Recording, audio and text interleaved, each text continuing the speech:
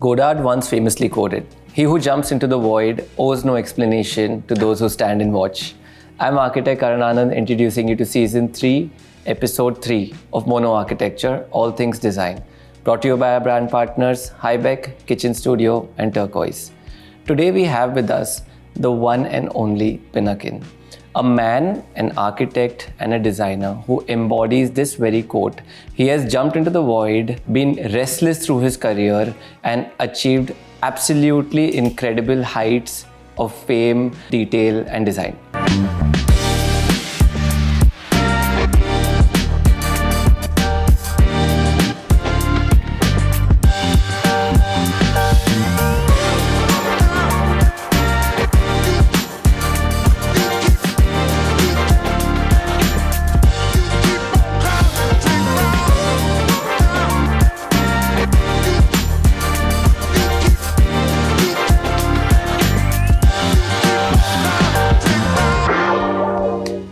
Hi, it's lovely to have you here.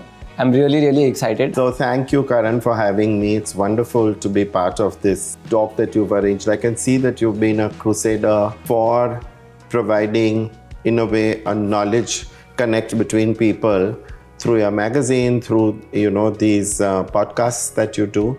So it's my pleasure to be here. I'm so glad. So let's dive right in. Sure. You have been practicing for over 45 years and you're probably the most interviewed designer in the country right now. It's a fact. It's a fact. I guess. I agree. There are multiple stories about you, your work, but I would like to begin with asking you who you are, what keeps you restless, what keeps you going, what Pinakin is all about. Good question.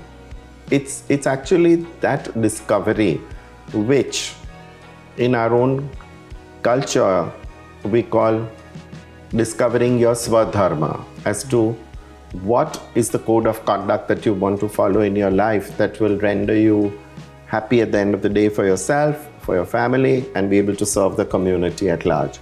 So who I am was, while growing up, it was a bit of a confusion like it is with everybody at that age. So I wasn't sure. One part of me said I wanted to do something creative, but the other part of me said that I wanted to conform to what dad was doing and what was expected out of a Hindu male child from a Banya family. I gave in to that pressure. Yeah. And I studied chemistry, joined the business, only to realize that I had become a systematic liar. I was spinning stories to people, like they'd all come back from a day at work and it would look pretty much like the end of a hunting day, and they would throw their prize acquisitions on the table and say, "Okay, I sold 300 tons of phthalic anhydride," and somebody would say, "I did 1 ton of this and that," and I hadn't sold anything. I wasn't even paying attention. I wasn't even working hard. So one fine day, I made them sit down all together and said, "I've made a mistake. But they're saying we are making money. You're doing a good job. Some people take longer to acclimatize." I said, no, this is more than teething problems. I don't think I've been brutally honest with myself. And the best part is I really don't know what I want to do. So it's not even like I can make a clean switch. So all I need to do is not to come to work from tomorrow. So it's been quite a long journey trying to discover who I am. Starts with me acknowledging that I want to get onto a search for beauty. I perpetually want to be an Alice in Wonderland, wandering through awesome spaces and uplifting myself through my experiences. And if any of that makes commercial sense to people around me, more than happy to do it. Otherwise, it becomes my own learning curve. These days, people, when they come out of college, they pretty much know what they're going to do for the next 20 years. They'll say, "I'll do this, I'll do a 2-year stint here, I'll come on this show, I'll finish this, and I'll be here." Those times were different, and I was different. So for me, it's always been kind of responding to what the person across the table sees in me and makes an offer. And I rise to the challenge and I do it, and that's how I've grown. That's beautiful. And also when you talk about how you began as something and you've led to becoming something else that we all know, right? You make it sound very easy and you've romanticized it a little bit. I'm not. But honestly, I can't even imagine how difficult that transition must have been. You talk about students who know exactly where they want to be today. But there are a few of us, like me myself, right? As a student, I did not know what I wanted to do ever, because I was just like, I want to go and play cricket, I want to go and play football, I want to watch a movie. I did not know better, So, and I've been teaching for a few years now, and I've 10 years actually, and I've realized that there are a lot of kids out there, a lot of students out there who still do not know. So, could you tell us a little bit about how you navigated through answering those questions, through dealing with the hardships of it? Karan, from an outsider's viewpoint, perhaps it does look very challenging and very intimidating, but maybe it's a blessing, but it came very easily to me. Till today, I haven't really felt the turmoil, because if I look back, I would say that this whole word and the experience behind it in turmoil is 99% of the time in your own head. It's like coming out of the closet. You solve your own turmoil, and next day there's no turmoil. Turmoil is not something that people put onto you. So when I decided that I wanted to make a clean sweep and I wanted to change my career, fine, then there was no more turmoil. Then there was just regular research and what to do and figuring out the mechanics. Two, I think, having trust and faith in the larger scheme of things, which today amounts to sort of great philosophy, and therefore, it may appear a little intimidating for young people. But what happens is that I see today's kids constantly playing devil's advocacy. They say, no, yeah, but if you do this, then what's going to happen? And then that'll happen. And this, and that.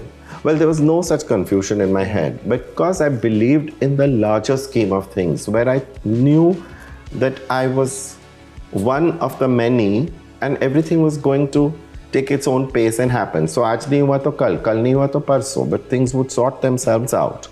And therefore, the flow was easy. Also, that faith in the larger picture allowed me to respond to people more freely, because today it's so easy to say no, because there are people for everything, right? So if somebody approaches you and says, will you do up my store? Yeah. You'll say, no, I don't do commercial interiors, call my friend, call this. At that time, there weren't so many categories, there weren't so many avenues, right? So work was work. So if somebody said, आप आओगे क्या ये काम करोगे ऐसे या करेंगे. So that made it easy. And when you kind of figured that you wanted to do what you were doing, did you have like an end goal, or was it just that I will do what I have to do and then we will see what it will amount to? No, there was no end goal. I mean, because first of all, one had to surmount the current situation and establish into a sort of picture. And life has been so busy, especially from the viewer's point. So before I could say that, I think I'm comfortable doing this and I want to stick doing this so that after 5 years I end up here. Yeah. Before that, somebody would come and distract me and say, okay, listen, can you make a film for me? Yeah. So there you are. Yeah. And I'm going to now go a little further ahead, right? So a little bit into your career, quite a bit into your career. Actually, you decided to just leave. You walked away to Alibaug and suddenly you took a pause. Yeah. And now you're back, of course. Am I? Of course. Yes, you are. And how? Right? So, please. That's your love and admiration. Physically, where am I? Physically, I don't have a single client. I don't have a practice left. I've retired since 7 years. So, I'm not there. You're being very modest, because after I'm not 45... being modest, I'm being technical. 45 plus years of practice later, you don't need to have clients. Oh, you don't need clients? No, you don't need clients. I don't want clients after 40. So what, you think I sit in my studio and pretend that I'm working on a site and... Karan. Okay, we'll agree with whatever you're saying. Go on. So, tell us about why you took that decision. See, I'll tell you what. When I made that shift to get into, these disciplines, it was, like I said, it was a search for beauty. So there was a lot of aspiration, a lot of personal emotion, and the opportunity to learn and to grow was paramount for me.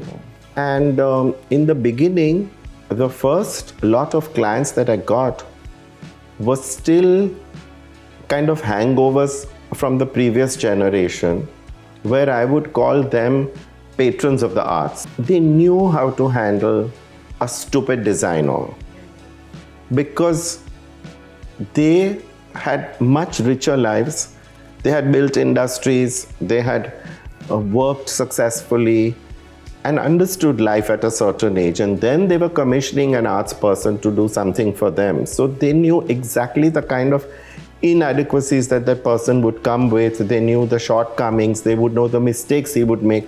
So they would sit on your side of the table, put their arm around your shoulder and say, look, we're going to do this together and there's no problem. You make mistakes, you go out of budget, you specify the wrong thing.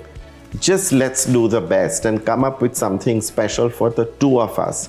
Now that is patronage, and that is extremely crucial for a creative person's growth. But at some point, after all, we are all victims of socio-economic changes that occur all the time. And suddenly India had got globalized, and the whole world had come here and the Indians were running all over. And there was this kind of frenzy that had set in where people were socializing more than before. So everybody knew what they wanted and wanted it that way. So suddenly that creativity came down to providing a service. And they would start off by saying, Acha, aapko bhangra aata hai? So I would say, yeah, and balle balle, I would start dancing. And then they say, nahi, ruko, abhi Michael Jackson ka karo moonwalk. So you do that.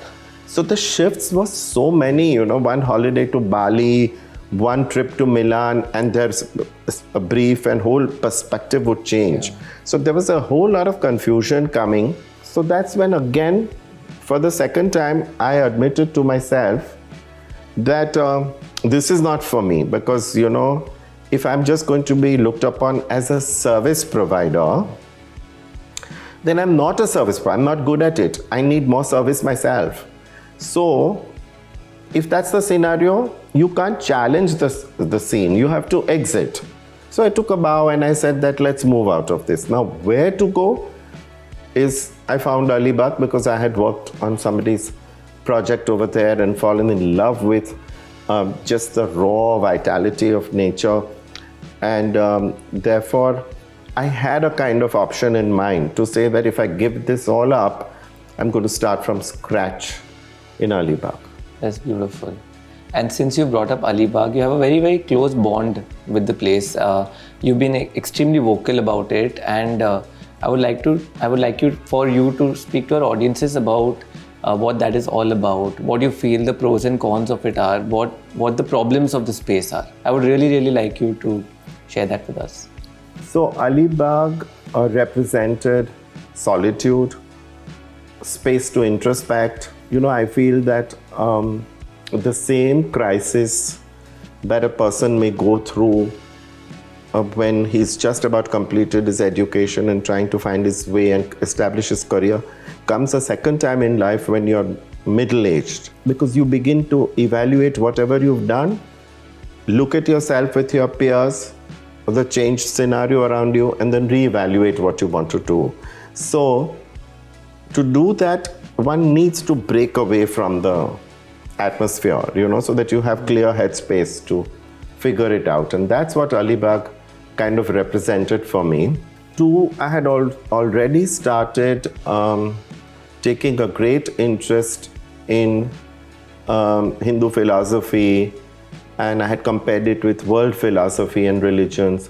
And I knew that even that was a rather contemplative thing to do, and perhaps Alibaug would give me that space to do that. I wanted to lead a life based on wellness and everything that is so fashionable now. I've been doing from intermittent fasting to, Ayurveda to yoga to whatever you call.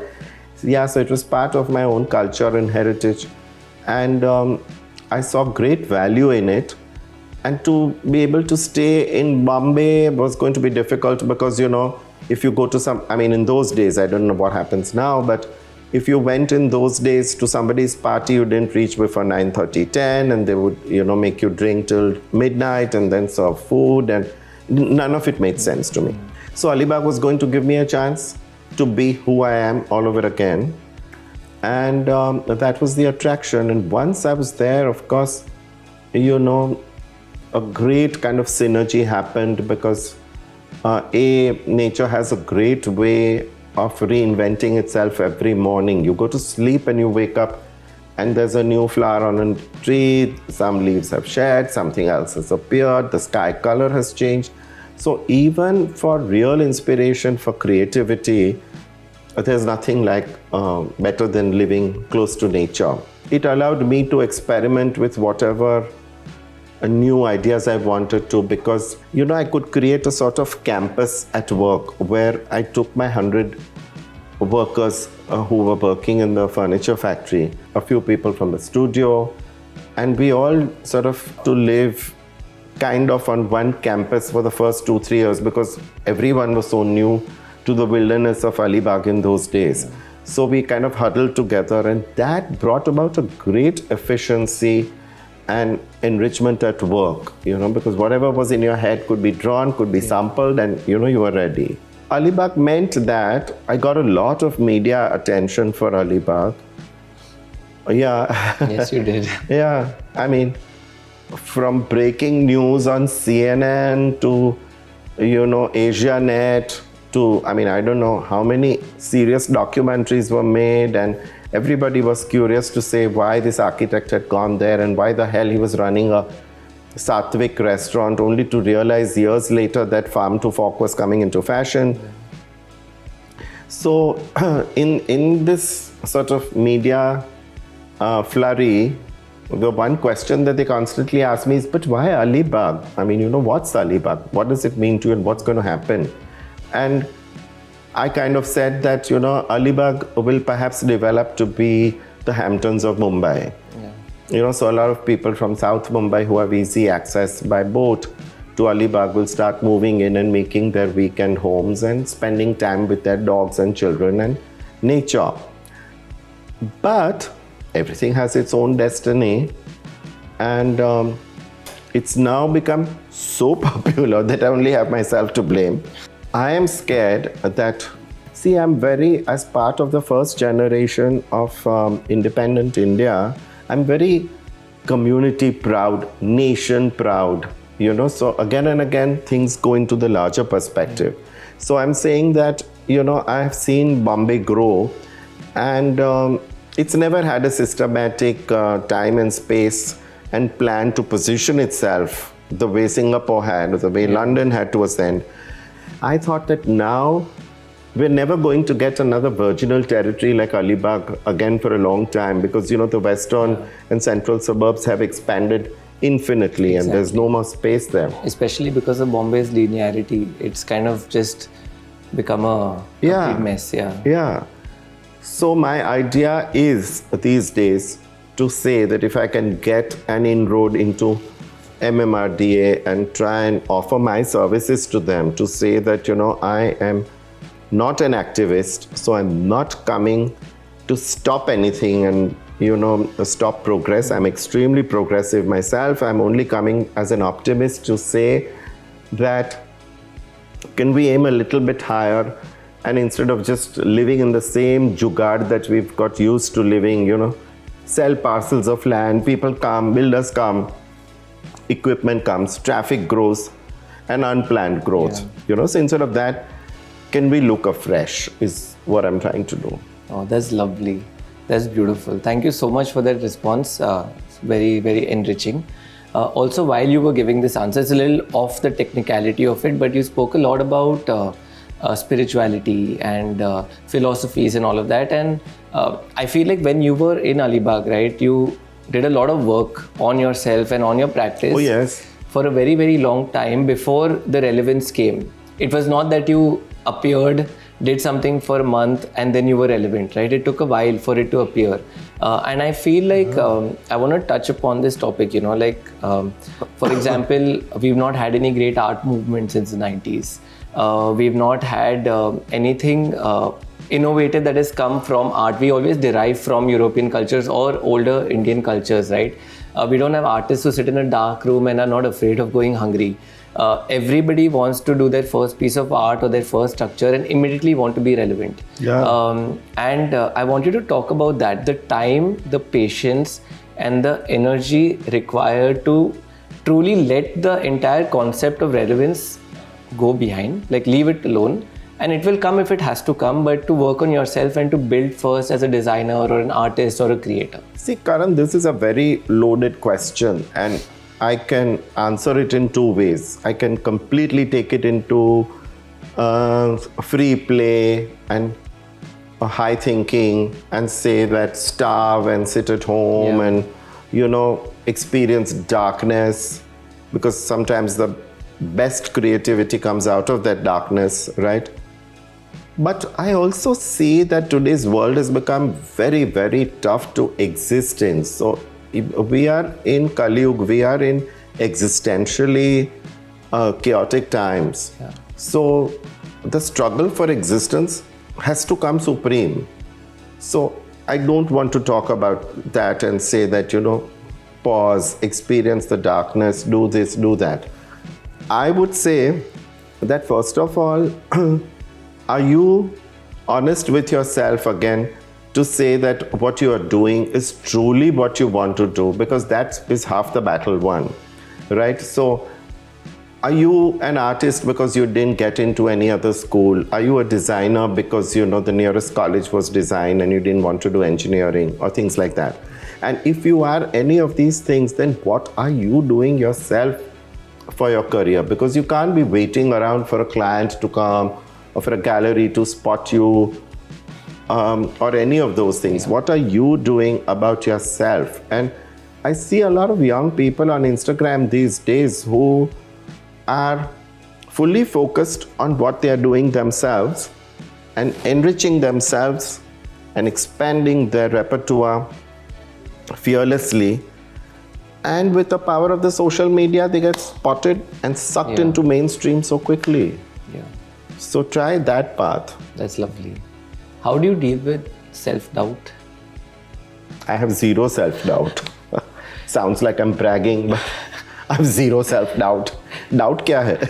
You've been heavily involved in art, the art fraternity, collecting it, spotting it, right? How does somebody who does not have an eye for it understand where to begin with, and why did you start and why did you continue?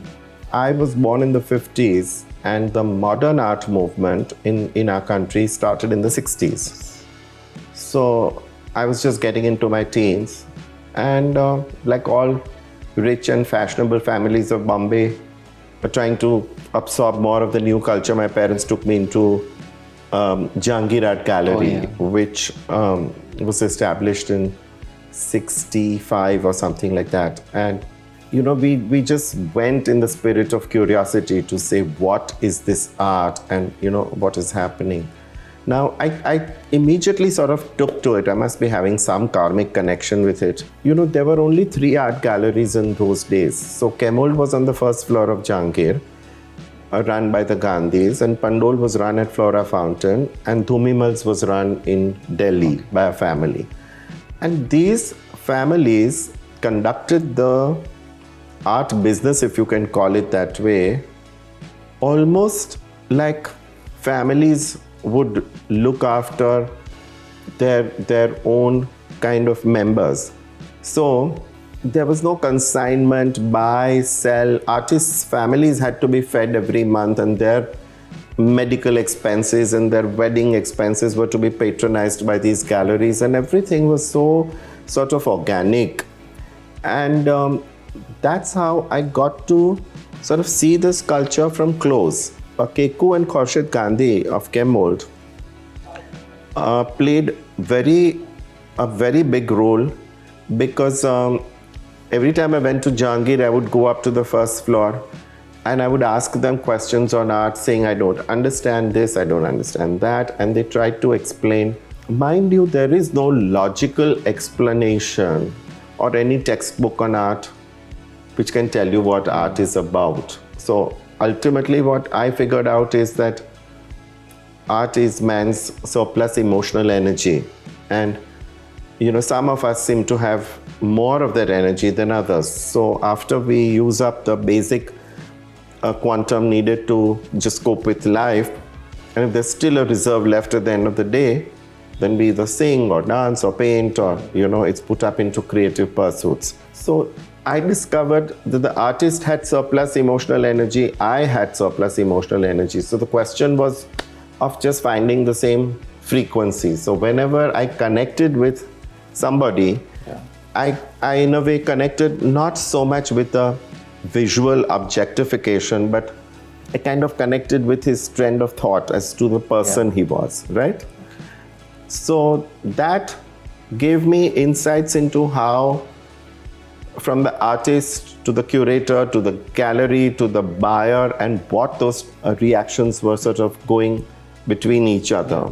I would also see that whenever I was in a balanced state of mind, today you would say wellness state of mind, I would say sattvic state of mind, where all your faculties are razor sharp, I would make better decisions at art. I would find better art, I would talk better about it, I'd learn better about it. If I had gone to a gallery after lagaving one pizza in the afternoon and gone, there was a difference in my approach to, because that subtlety, that zone in which art survives, wasn't there. It had already become gross.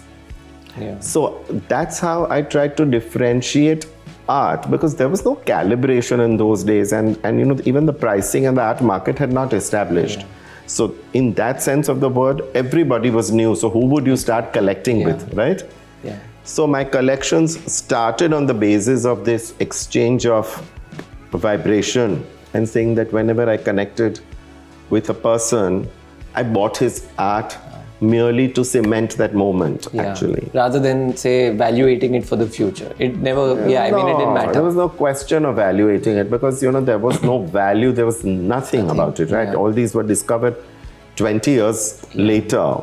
Yeah, that's what the connection to art was. And then later on, maybe once when people thought that I knew a certain amount of it, I got invited to do shows at Prince of Wales Museum or National Gallery, and I learned to express myself fearlessly, try and blend craft with art, because surprisingly, before modern art came in, the only art there was traditional art and craft. Yes. And those were being looked down by highbrow communities to say that that's not art. Yeah. So the first crusade was to try and raise the bar there, make them relevant for the urban population, and get them an entry. And we succeeded in getting a whole craft show for the first time at National Gallery.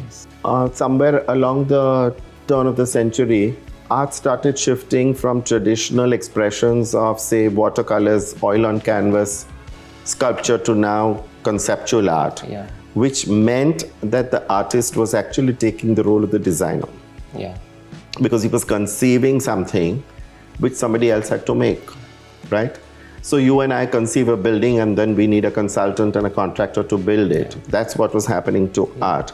And I knew that this movement itself would again now start blurring the line between art and design and build new bridges, I was going to ask you that was my next question, where I was going to ask you as to does an architect or an interior designer consider himself or herself as an artist, right? Because to a certain degree we are, right? I mean, it sounds like a very egocentric question. No. But when you were designing your spaces, or when you were creating your structures, or when you were doing whatever you were doing, did you consider it as art, or did you ever imagine it to be termed as a piece of art?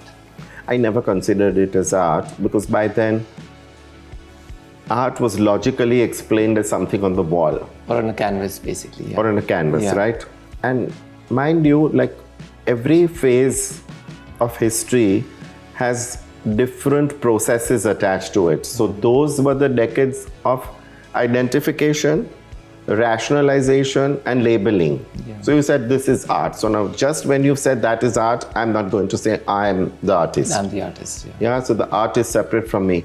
But as time went and things began to blur and boundaries began to this, again, like everything else, I started learning from the clients, because the very sensitive clients would sit at the end of the job and we'd all be sitting and chatting on their new sofas, and they would say, Pinakin, now that I've lived in this house for a few months, I often wonder that what is the most striking thing about it, because I do feel it's different from my neighbor's house or my cousin's house, and what is it that endears me to it? What is it that makes me connect to it differently, And he says, I think that you are more of an artist than an architect or interior designer.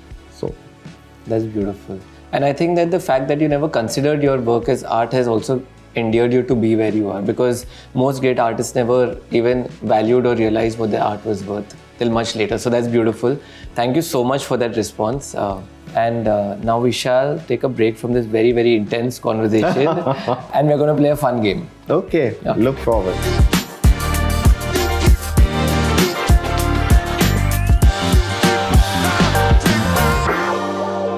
Okay, so now we're going to play a modified version of Chinese Whispers. I'm going to give you these headphones and we're going to play some music, absurd music, and I'm going to mouth certain words and you have to guess them.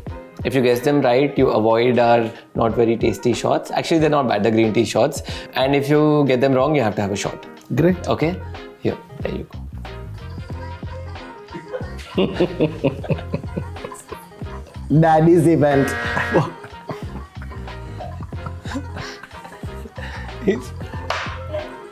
Okay. One down.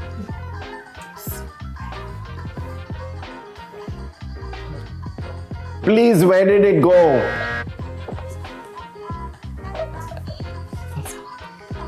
Where's the art? It's one word. What's that? I think he just likes the shot. Aeroplane. Money, bank balance. He's getting all of them wrong, Yes. And the words are just getting tougher. Isn't my reputation at stake? Atrium. Idiom.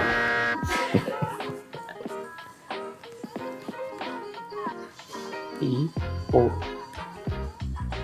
Pink, pink, pop. Close enough, close enough. This is P-O-P. P-O-P. I'm not going to drink for now. Yeah, good. But he's on one. This babe is seriously going berserk. She keeps on singing Tum To Meri Jaan Ho, and you're trying to give subtle hints there. Paint. Paint. Yes. Yes. Well done. This was the greatest game ever. From where did you find this music? The music itself is killer. Tum To Meri Jaan Ho, Tum To Meri Jaan Ho. She's just belting it out, I think post that enormously successful game, because all of us are crying with laughter. That was amazing. We have prepared a very, very pretty hamper for you from the Chef Patisserie. Wow, fantastic. Thank you so much. Well done. Thank you. Thank you. I would like to bring up the entire context of education, especially in our country right now, where it's leading to. Do you feel like young educators are doing justice to what needs to be taught out there? Do you feel like changes need to be made for students to understand where we are heading to and what we were at a certain point of time in our design journey? I feel that nobody is playing the role of what a creative director does to a film. So there is a specialist, there is somebody in charge of photography, there's somebody doing the music, somebody doing the direction, but there's no creative director. Similarly, in education, I feel every university should first take a pause and say that call practicing people who eventually employ these people and say, what would you like to receive as candidates? from these universities, right? Because that's the ultimate success of this whole thing. Unless and until education is made and programmed to serve an end requirement, which is so valid, so imperative now that this country has decided to build itself all over again, then what is happening is, what is the real worth of that education? Because then, people like us, when we employ these students, we have to treat them as glorified interns. We have to start coaching them from the beginning. And in fact, we spend a lot of time trying to undo what they've learned, because the teaching, and I've had discussions on this with educators. They've expressed their point of view, which I should also share with you, because in all fairness, I could be wrong. So they say that Pinakin, education is not about giving them a skill, or is not about giving them an expertise in anything. Education is about liberating the mind. So I don't agree at all, because that liberation can happen simultaneously. As you acquire real knowledge and not information, you're bound to feel liberated about it. But if somebody is systematically trying to liberate you, it amounts to propaganda. So they are being encouraged now to say that, you're in first year architecture, and you're told that even when you graduate, if you want to become a filmmaker, it's fine. Now, come on. I don't think it's fair to an 18-year-old who's just coming to you, because not everybody comes from a very affluent or exposed background.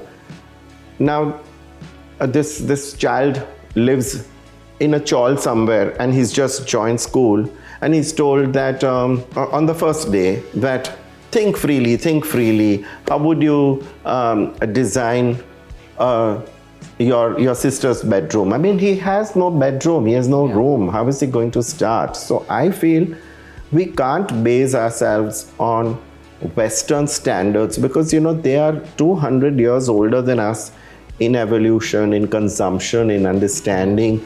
So they are at another level. If we are going to base our own values based on how close we are to their teaching, then I don't think it makes sense.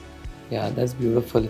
And also when you talk about like context and things like that, when I was in my first year of architecture, I was very blessed to have faculties who wanted to share real on-site depth, right, which is not there. Me myself, being an educator for 10 years, I know how difficult it has become. We have to adhere to a certain fixed curriculum. We are not allowed to. So, I mean, it is very difficult even for a student, right? And then they come out of college with that certain mindset, and it is not their fault. It has been imbibed into them, right? Yeah. In my first year, it was my first year of architecture, right? I did not know head from tail. I did not understand anything. But the first thing in design school, while we were conceptualizing, while we were ideating, I had to design a home for an ant. But even in that, they taught me about the sun path. They taught me about the context of the land. They taught me about materiality, about what sustainability really is, right? You yourself as a designer have advocated all of these principles greatly, and it is evident in your work. There was a time when we had designers like Nari Gandhi, Laurie Baker, Charles Correa, B.V. Doshi, multitudes of designers, including yourselves. You are in that same heritage of designers who existed in our country at one point of time. And now suddenly we are at an onset of a generation where we have no names to voice. We have nobody to say that, oh, this architect is primarily working on sustainability, while actually understanding context of site. Bringing bamboo. Sanjay Puri is. Yes, he is. Yeah, that's Can't true. Forget him. Yeah, very few. Like even, for example, my very dear friend Arina Tari from PYHT, he's doing some beautiful work. Fantastic. But I mean, it's become a little haphazardous. It is. Where you do not have it being practiced prevailingly. I have people who come and tell me that I have brought bamboo from the Northeast and I have made a chair in Bombay and I am sustainable. But what about the carbon footprint that leads to it also? Please, I would like for you to share with everybody watching, including myself, what truly is site context, what truly is the relevance of it, and how you practiced. I think somehow the new age has kind of fed in so much mumbo jumbo into the whole tank that people have just not got any sense of context. They've lost contextual references, right? Because you can be anything you want to at any time of the day. If the rest of the world around you has gone to sleep, you can hook onto the net and you can vibe with somebody in real time. So there are no contextual soft frameworks around. A lot of what we did and what we practiced also came because of the limitations of time, space, resource. Everything was not just available. Today it's the opposite scenario, no? That bolo kya chahiye, sab milta hai. So we naturally learned how to respect what we had, and if we could even make sense, 10% sense of what we had around us, we would be delighted because we would have achieved something, no? Because our achievement wasn't based on breaking barriers. The whole system has changed. We wanted to conform. We found comfort in confirmation. And now that's become a trend. Now I feel that you cannot conform because if you try to conform, you're labeled off as old-fashioned, in a way, unless you go a full cycle and say that the ones who conform are the sustainable architects or that, so that there is a full sort of confusion. But in our days, we understood things for what they were, and therefore, while we were working, those were the parameters that we had to follow.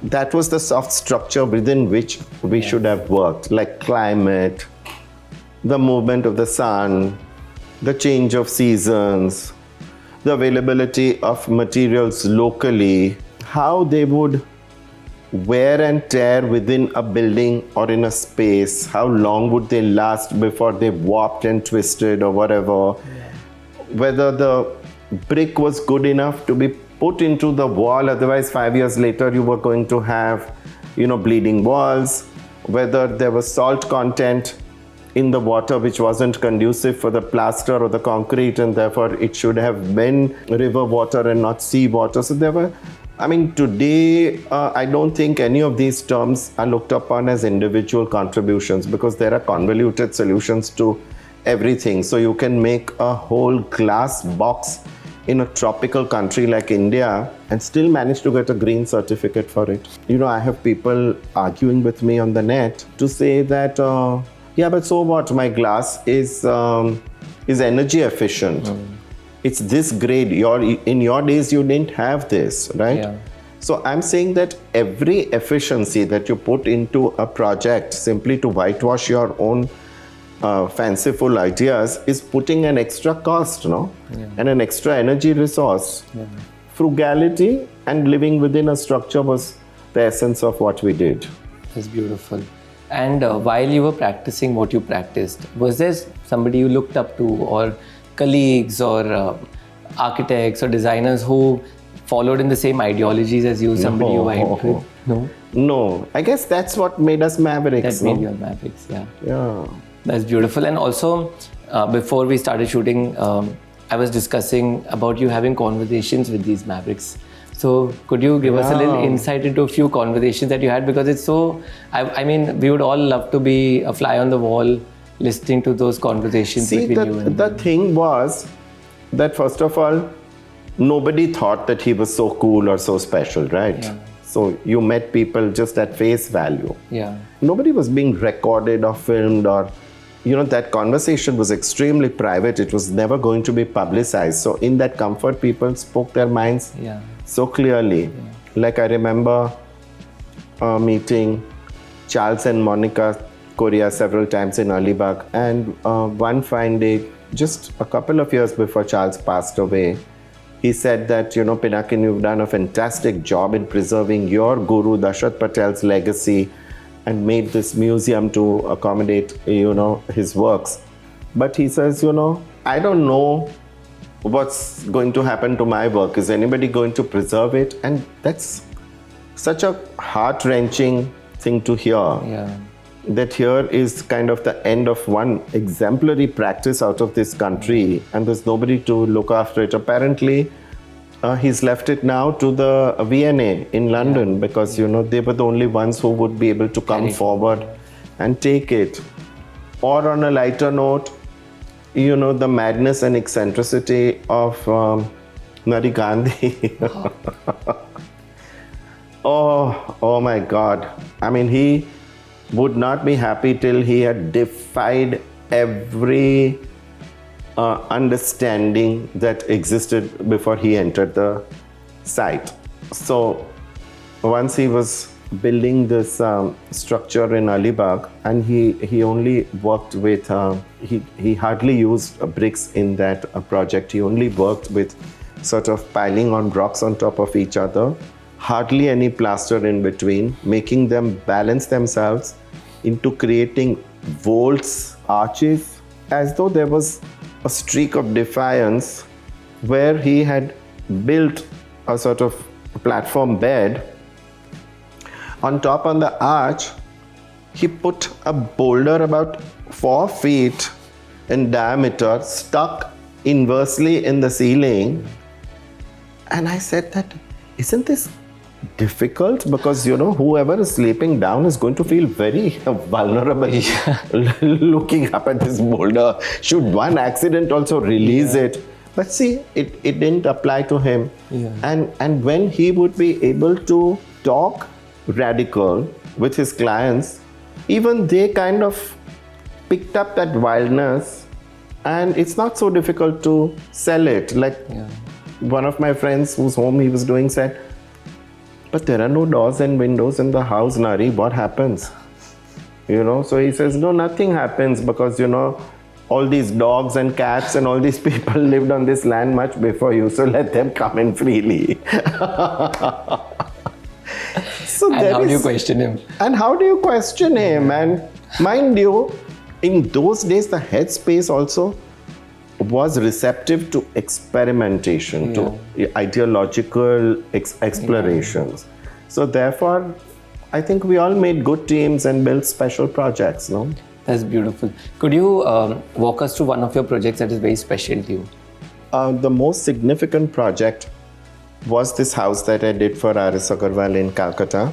Significant not because it was large or rich in material or any one attribute, but I ended up learning so much about life from that project that I felt that whatever skill or knowledge that I had in architecture, interiors, art collection, antiquity, and whatever I had lavished that house with was kind of returned back to me tenfold by simply the life-changing experiences that the man shared with me.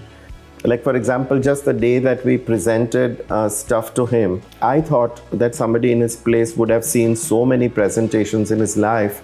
Why bore him with one more? So I had just learned on the net how to use Adobe, Photoshop and Illustrator and make your own magazines.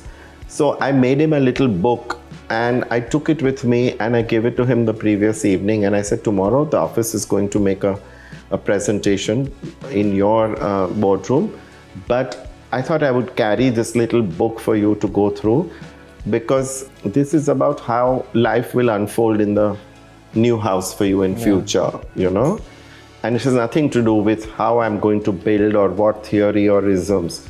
So he says, well, thank you, this, that, and all. I didn't know he was an avid reader, must have read it up in the night. And he came next morning and see his judgment. So he folds his hands, literally. Okay, he's a billionaire.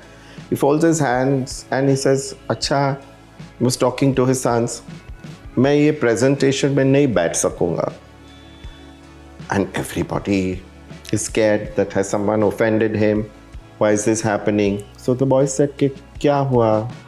So he says that, देखो मुझे जो समझना था इनके बारे में, वो उनकी ये जो किताब है उससे मैं समझ चुका हूँ.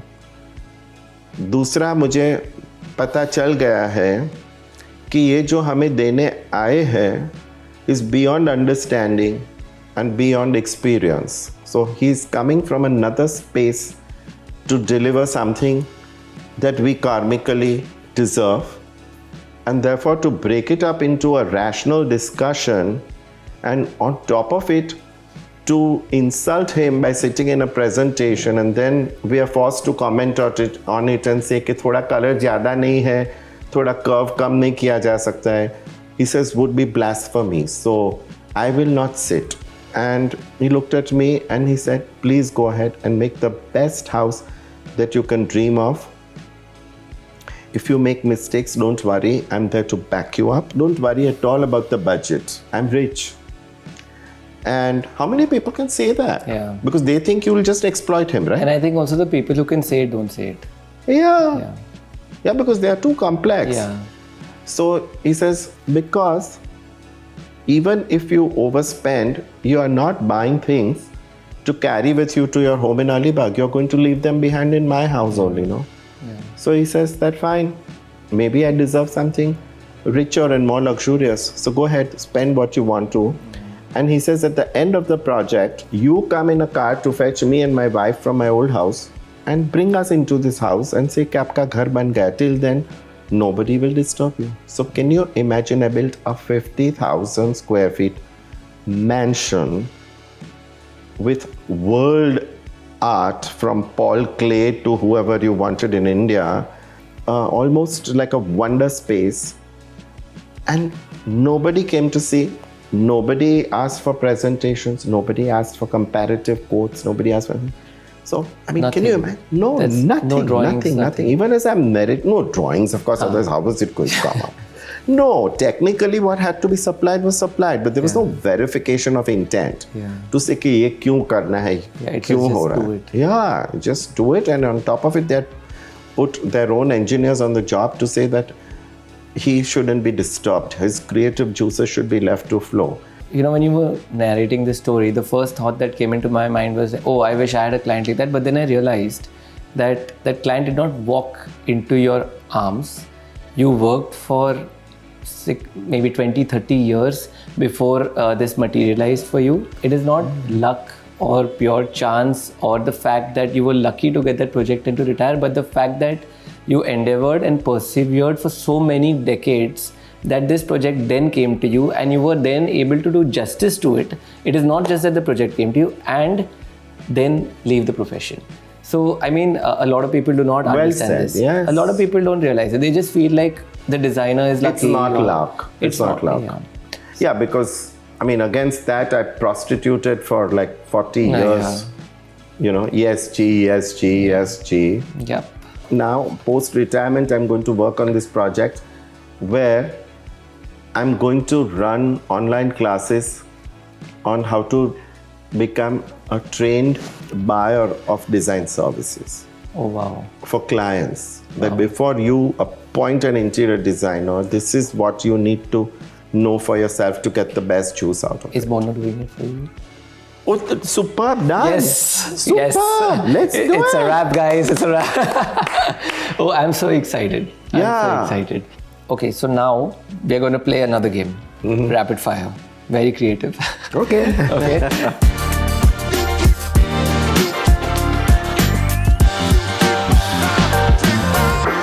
I'm going to ask you a set of questions. Apologies to Karan Johar.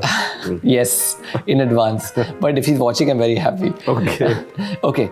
If you had to design a house that represents your mind, what would it look like? It would be with a lot of different layers. It wouldn't be something singular. I have learned to enjoy the one in many, you know, so I can end up creating a holistic expression out of several disparate elements. Okay. That's... When you see a good structure or design, what is the first emotion you would like to feel? A sense of awe. Beautiful. What's one space anywhere in the world that has profoundly changed the way you think about design? Chandigarh. Lovely. That's like that's not one space, that's like space. Yeah, that's beautiful. Okay. What's a bad design choice that you think, if done right, could actually work beautifully? I don't know. Okay. Should a building be understood immediately, or is there value in making people search for its meaning? There is a value in search for the meaning, because it only means that the building is not just skin deep, it has facets to reveal gradually. If you could design a space purely based on sound rather than sight, what would it feel like? It would feel like a meditation bowl. Lovely. If your architectural philosophy had to be represented by one material, what would it be and why?